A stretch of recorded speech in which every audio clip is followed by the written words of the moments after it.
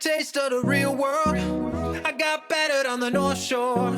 It gave me comfort when I always knew that. I always knew that you were there for me next door. I lived it hard on the long. Question number 21.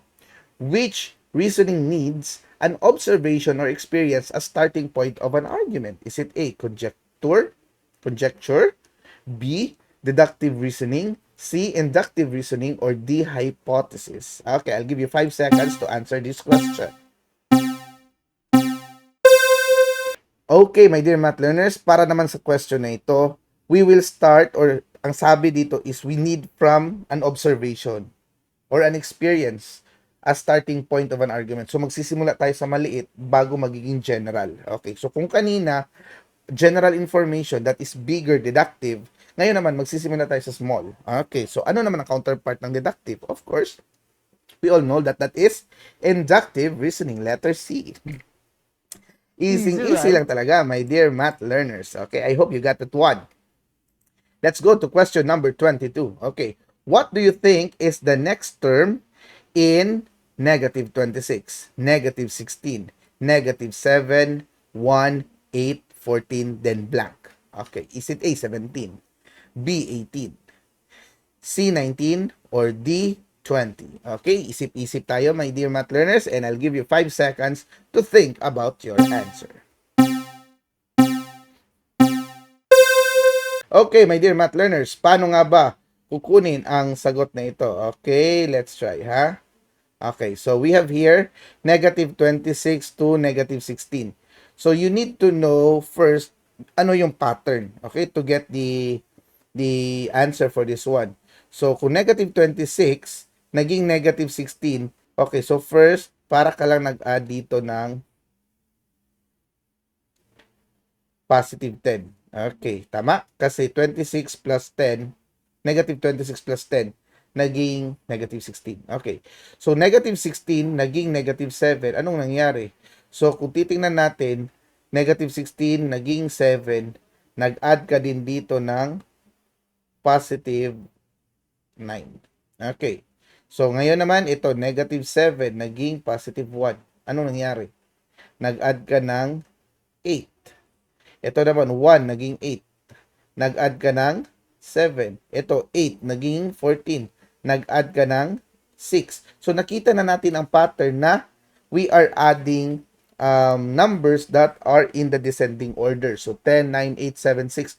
So, of course, alam na natin na ang next dyan ay 5, right? So, 14 plus 5, that would give us positive 19. Okay, I hope you got that, my dear math learners. Napakadali lang ng question na yan. Okay, so, let's try whether we are correct. Positive 19. Ayan. So, easy lang talaga, right, my dear math learners. Okay, question number 23. Indonesia is an archipelago. An archipelago is composed of many islands. Therefore, Indonesia has many islands. This is an example of a or an A, conjecture, B, deductive reasoning, C, inductive reasoning, or D, hypothesis. Okay, I'll give you 5 seconds to answer this question. Okay, math learners, kung titingnan natin, we have here, Indonesia is an archipelago. An archipelago is composed of many islands. So, una, nagbigay siya ng observation sa Indonesia. It is an archipelago. And then, nag-define siya na ang archipelago is composed of many islands. So, it started from an inference, or it started from an observation, then going to the bigger picture. Okay? Bago siya nag-conclude. So, anong sagot doon? Okay, very good. So, that is inductive reasoning. Ayan. I hope you got this one, my dear math learners. Napakadali lang. Now, let us go to let us go to question number 24. Okay. Fractions are rational numbers. Rational numbers are real numbers. Therefore, okay. Is it A, rational numbers are fractions? 1/2 is a fraction, X. C, inductive reasoning, or D, fractions are real numbers. Okay. I'll give you 5 seconds to check or to find the correct answer in this given choices. Okay, my dear math learners. Technically, sa given statements natin, tinatanong dito kung ano yung conclusion niya. Okay? So, we have here fractions are rational numbers and rational numbers are real numbers. So, pwede natin makonclude na si fraction are real numbers. Ganun lang. So, napakadali lang, di ba? So, meron ba dyan? Ayun, letter D. Okay. So, of course, mali itong tatlong ito, A, B, at C. Napakadali lang, my dear Easy, math right? learners. Now, let us go to question number 25. Mike bought 3 guavas and 2 mangoes. He paid at most 123 pesos. If X represents the number of guavas and Y represents the number of mangoes, which of the following statements translates the given situation? Is it A, 3x plus 2y is greater than or equal to 123? B, 3x plus 2y is less than or equal to 123?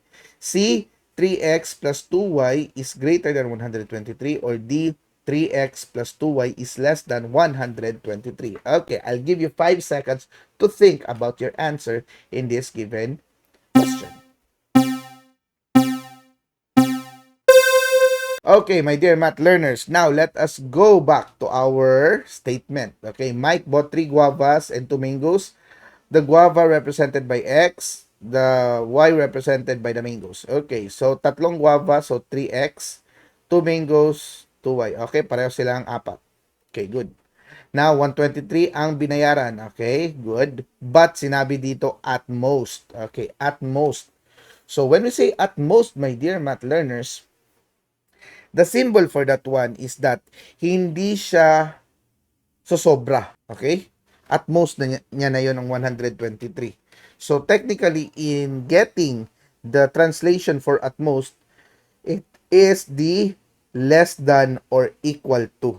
Okay? So, pareho lang yun kanina yung isang question natin about not more than. Okay? So, not more than and at most, they are basically the same. Okay? So, what is the symbol for less than or equal to? Ito yon, letter B. Ayan. So, napakadali Easy, lang, right? my dear math learners. I hope nakuha niyo yun. And if you have hard time in translating at most, at least, ganun-ganun, you can check out our videos in our channel. And also, you can also have practice more. Remember that at most or not more than represents a less than or equal to, while at least or not less than represents greater than or equal to. Okay, I hope you got that one, my dear math learners.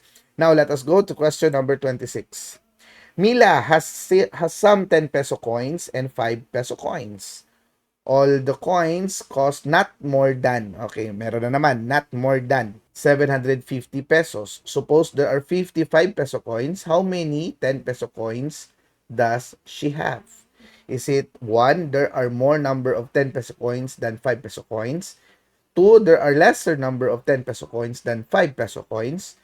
3, there are equal number of 10 peso coins and 5 peso coins. Okay, so which among the 3 is the correct? Is it A, 1 and 2, B, 1 and 3, C, 2 and 3, or D, 1, 2, and 3? Okay, I'll give you 5 seconds to finalize your answer. Okay, my dear math learners, para mas madali ninyo maintindihan kung ano ang mababayaran niya dito. Okay, let's try to solve this one. Okay, so we have here 10 peso coins and 5 peso coins. So that would be 10x plus 5y. Okay, tapos the cost not more than. Okay, so not more than, that would be less than or equal to 750. Okay, so klarong-klaro naman na sinabi dito, suppose there are 55 peso coins. So, yung 10 natin dito ngayon, ganun pa rin, hindi pa natin alam. So, itong y natin magiging 50 na yan. Okay? So, less than, or equal to 750. Ayan. So, if we try to simplify this one, 5 times 50, that is already 250. Okay? Less than or equal to, meron pala na mali dito. Ito pa, 7 pala yan. Okay. So, 700. Akala ko greater than. Okay. So, 750. So, ngayon, we will transpose. Okay? Para makuha natin ang value ng x. So, 10x here will become less than or equal to itong 250. Transpose natin sa kabila. Okay? So, positive 250 ito mula dito. Pagdating sa kabila, magiging minus na yan. Okay? So, magiging minus 250. Parang sumobra na yata ako. Yan. So, if that is the case, then we have here 10x. 10x is less than or equal to 750 minus 250. That would give us 400. Okay. So, therefore, kapag i-divide natin ito by 10, divide by 10, so our x here is less than or equal to 40. Okay. So, comparing 50 yung ano natin dito, tama? So, meron tayong 50 dyan. Ito yung 50 dito. Tapos, 40 ito. So, the answer, there are more 10 peso coins. Mali na yon. Kasi, 40 lang ang pinaka mataas na makukuha ni 10 dito. Hindi 50. Kasi 50 na agad yung 5 peso coins. Tama? So, 40 lang ang maximum para kay 10 peso coin. So, mali na. So, therefore, number 2, there are lesser number of 10 peso coins. Check 'yon. Of course, this is also not less than, right? Or less than or equal to. So, kapag less than pa sa 40 ang sagot, okay pa din kasi we have an inequality given. So, dahil may inequality tayo, yan, nakita nyo. Dahil sa inequality na ito, ayan. So, pwede pa rin, pasok pa rin ang mas maliit kay 40. Okay? So, I hope nakuha nyo yun, my dear math learners. Therefore, our correct answer for this one is number 2 and number 3. Ayan. So, letter C tayo. Let us try kung tama nga ba ang ating kasagutan. Ayan. 1 and 2 is wrong. 1 and 3 is wrong. 1, 2, 3 is wrong. Okay. So, I hope, my dear math learners, I know medyo challenging yung na question, but alam kong kayang-kaya nyo yan. As long as you always understand the situation. Okay? Ipipicture out nyo lang or pwede nyo i-translate kung ano yung representation niya in terms of X and Y. Alright! So now let us go to question number 27. Mark and Ricky's scores in the test differs not more than 6 points. So not more than, ha? Okay. So when we say not more than, it could be equal or less than. Okay. Suppose Mark's score is 32. What could be the score of Ricky? Is it A, 26 and above? B, 38 and above? C, between 26 and 38? D, 26 to 38? Okay, so I'll give you 5 seconds to think about your answer. Okay, my dear math learners, para sa question na ito, ang base natin ay yung score ni Mark. So, yung 32. Pero sabi dito, si 32 daw ang score ni Mark. Si Ricky ay nag-differ kay Mark not more than 6 points. So, it could be bigger than 32, 6 more than 32, or 6 less than 32. Okay. So, of course, kung 32 plus 6, that would be 38. Kung 32 plus minus 6 naman, that would be 26. So, therefore, the answer for this one is itong 38 and above, mali na yan. Okay. So, tatakbo lang ngayon yung sagot mo sa 26 and 38. Okay? But, pasok ba si 26? Pasok ba si 28? Yan yung pagkakaiba dito. Okay? Itong 26 and above, parang sure, ano naman ito masyado. Yung parang, bahala na, basta 26 and above, okay na yan. Okay. So, maling-mali na yan. Okay. So, dito lang tayo ngayon. Kung between 26 and 38, it means hindi kasali si 26 and si 38. Yung 27 to 37 lang. Okay? Kapag 26 to 38 naman, from 26 to 38, pasok. Okay. So, saan kaya ang tamang sagot dito? So, sabi dito, differs not more than 6. Okay? It differs not more than 6. So, ibig sabihin, my dear math learners, okay, hindi sosobra sa 6 yung pagitan ng score nilang dalawa. So, pwedeng maging equal to 6, but not more than. Equal or lesser dapat. So therefore, the correct answer here is this one. Okay, my dear math learners, I hope you got that one. Kasi pasok pa rin si 26, pasok pa rin si 38 sa situation na ito. Ayan. So, Easy, I hope you right? get that one. Easy lang yan. Now, let us go to question number 28. Sandra gave the cashier 500 pesos for 3 adult tickets and 5 children tickets that cost not more than 400 pesos. Suppose an adult ticket costs 75 pesos. How much would a children's ticket be? Is it A, 60 pesos, B, 45, C, 35, or D, 40? 30. Okay, so I'll give you 5 seconds to finalize your answer. Okay, my dear math learners, now let us try to answer this problem. Okay, so pag sinabing not more than, my dear math learners, so of course, that is less than or equal to 400. Okay? So, 3 adult, so let's say 3A yan siya. And then, 5 children's ticket. Okay. So, basically, yun yung magiging formula natin. Pero sinabi na agad dito na yung adult daw ay 75 pesos. So, pwede na natin yung gawing 3 times 75, okay, plus 5C. Then, less than 400. Now, anong gamit ng 500 dito? So, wala lang. More than. Okay, papadagdag. So, let's try to solve 3 times 75. I think that would give us 225 yata. Kasi 150 yung dalawang 75. Yeah, 225. Tama ako. So, 225 plus 5C is less than or equal to 400. Okay, so ganun pa rin. Ililipat natin si 225 doon sa kabila. So, that will give us 5C is less than 400 minus 225. So, if we subtract 400 and 225, that would give us 175. Yan. So, 5C pa rin yan. In order to get the value of the children's ticket, so we will divide both sides by 5, divide both sides by 5. So, makakancel yung 5 dyan. C na lang matitira dito. Tapos, less than or equal to 175 divided by 5. So, that would give us 35 pesos. So, therefore, may sagot na tayo. 35 pesos ang posibleng magiging presyo ng ticket ng mga children. Okay, so let us try whether we are correct. Ayan. Okay. Tama tayo, my dear math learners. Okay. So now let us go to question number 29. Emma was given 5 seashells. Each week, she collected 3 more. Let W be the number of weeks Emma collects seashells and S be the total number of seashells she has. So what equation used to model the relationship?